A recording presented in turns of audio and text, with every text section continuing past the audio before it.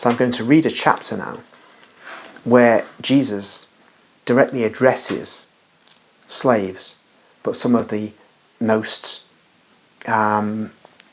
deprived slaves that there were in the Roman Empire, galley slaves. And that chapter is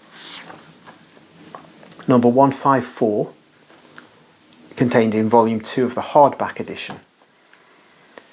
And it's titled Jesus at Caesarea on Sea Speaks to the Galley Slaves, given to Maria Valtorta on the 4th of May 1945.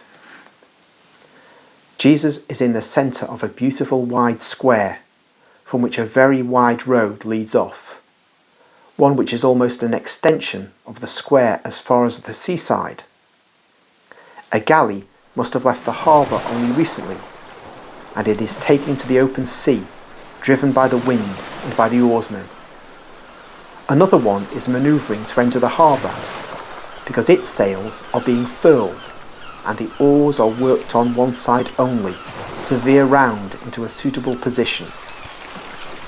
The harbour cannot be seen from the square, but it must be nearby. On the sides of the square, there are rows of large houses, the typical walls of which have almost no openings. There are no shops. Where are we going now? You wanted to come here instead of going to the eastern side, and this is the heathen district. Who do you think will listen to you here? Says Peter reproachfully.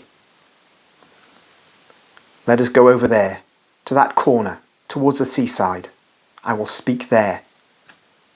You'll be speaking to the waves. Also, the waves were created by God. They go. They are now just at the corner, and they can see the harbour into which the galley they saw before is now slowly entering and is moored at its place. Some sailors are idling along the quays.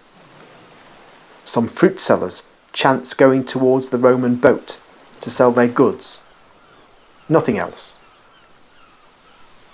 Jesus, leaning with his back against the wall, really seems to be speaking to the waves of the sea.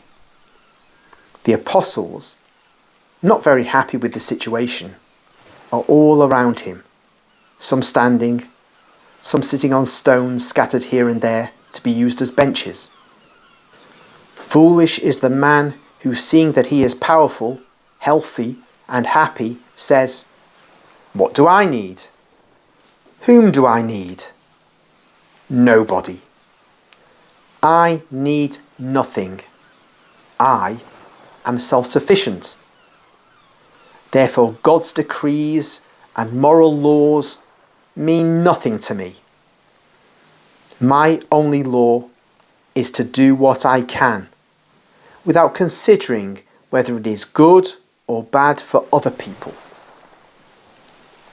A vendor turns round on hearing the sonorous voice and comes near Jesus, who continues, "That is how a man and a woman without wisdom and faith speak."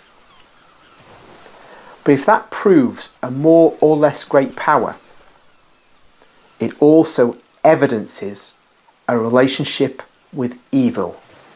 Some men come off the galley and other boats and come towards Jesus. A man, not by words of mouth, but by deeds, proves that he is related to God and to virtue when he considers that life is more changeable than the waves of the sea, which one moment are calm and soon after stormy.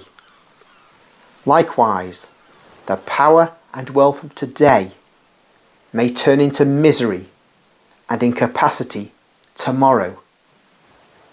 Then what will a man do if he is bereft of union with God? How many on the galley were one day happy and mighty, and are now slaves and considered criminals?